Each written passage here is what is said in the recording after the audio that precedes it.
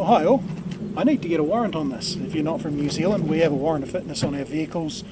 The vehicles from 2000 onwards, that's every year, and earlier than that, every 6 months. Costs about $50. It's a safety check. They go through and make sure that a whole bunch of minimum standards are met, and as long as they are, you're good to go for another 6 months or a year on the road. You get caught without one, it's a $200 fine. Ask me how I know. Anyway, I'm not going to pass this one because I've got a headlight out. That headlight is not only out, but the reason it's out is it got a stone chip in it. It's gone right through the glass and it is now a fishbowl inside, so we're going to have to replace that one. Now, if you're lucky like me, you've thought ahead and got yourself a spare truck.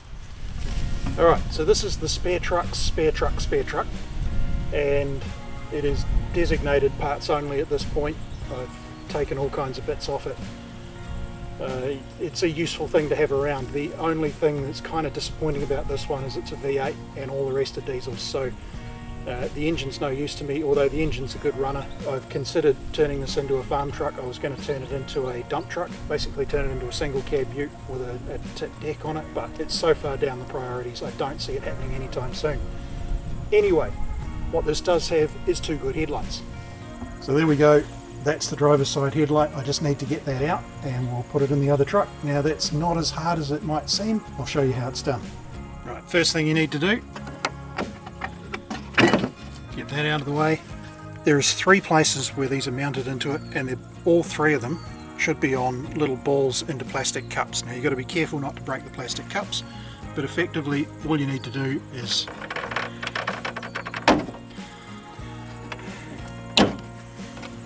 and down the bottom is the tricky one. There we go. Alright, then we can just unplug it. There's your park light down the bottom, and we're good to go. Now make sure if you're ordering one of these, if you're not stupid enough to have a spare Land Rover cluttering up your property and you've got to go get one from a wrecker, make sure you get the right side because these are shaped to fit. You're going to remove the broken headlight exactly the same as the other one, and then fit this one. It's essentially a toolless job, which is ridiculously rare on a Land Rover, but there you go.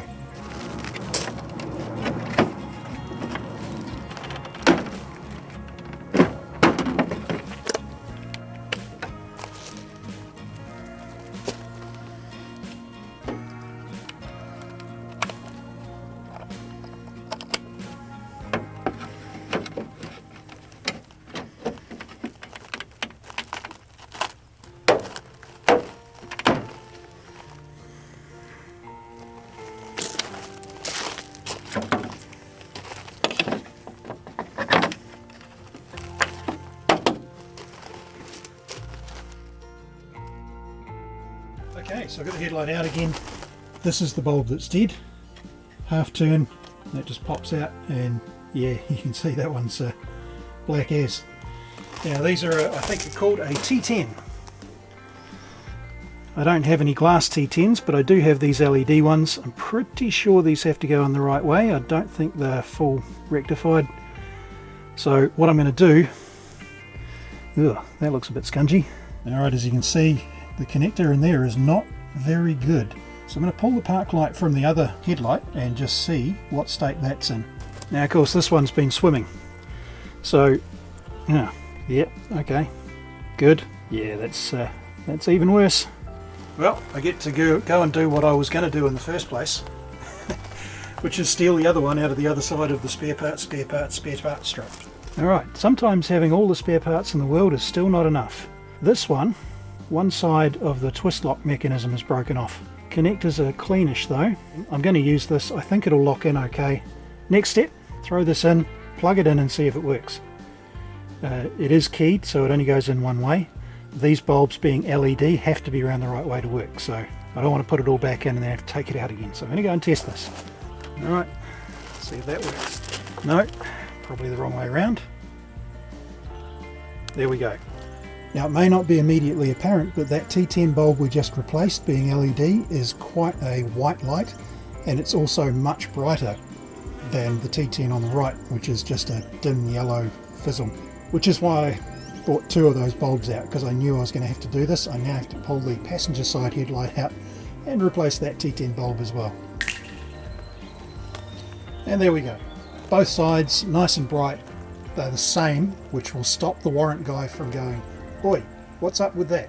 So yeah, there we go, all done. Ready for the warrant. It should pass. Hopefully it'll pass. It's the only working Land Rover I've got at the moment, other than the wife's one. But one thing I didn't show you is how to replace the actual headlight bulb.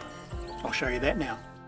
Alright, if you're in the fortunate position of not having a broken headlight and you just need to replace the bulb, then take this boot off.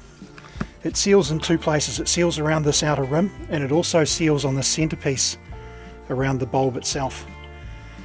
You then just need to unhook this metal clip, pivot that out of the way, and take the bulb out. And make sure when you put the boot on that you don't just push it down around the outer side, push it down around the bulb as well. And this is a drain, so make sure that's at the bottom. This is the bottom of the headlight here, and we're done. Alright guys, pretty simple job.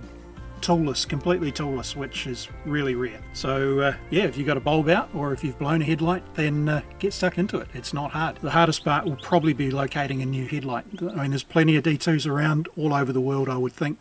Shouldn't be too hard to get one. What someone's going to charge you for them, that I can't say. It's why I bought that spare truck, because it's cheaper to buy a whole truck than buy parts. Well and truly got my, I think I paid $2,200 for that when I bought it. And it was part of a road trip, so I got to fly up to the other end of the country, see some friends, and then drive back down the country, catching up with mates on the way. It was there that I discovered that a V8 Discovery 2 was not in my daily drive budget. That thing sucks fuel like nothing. Those V8s are terrible. No more power than the TD5, no more grunty. Sounds better, but that's it. Uses twice the fuel. This has twice the economy. Literally twice the economy, so that's why it got put aside and never driven again, and that's why it became a spares truck. Got my money out of it in parts already, just in what it saved me. Plus it's nice just to have parts lying around when you need them. Alright, enough waffle. Thanks for watching. See you on the next one.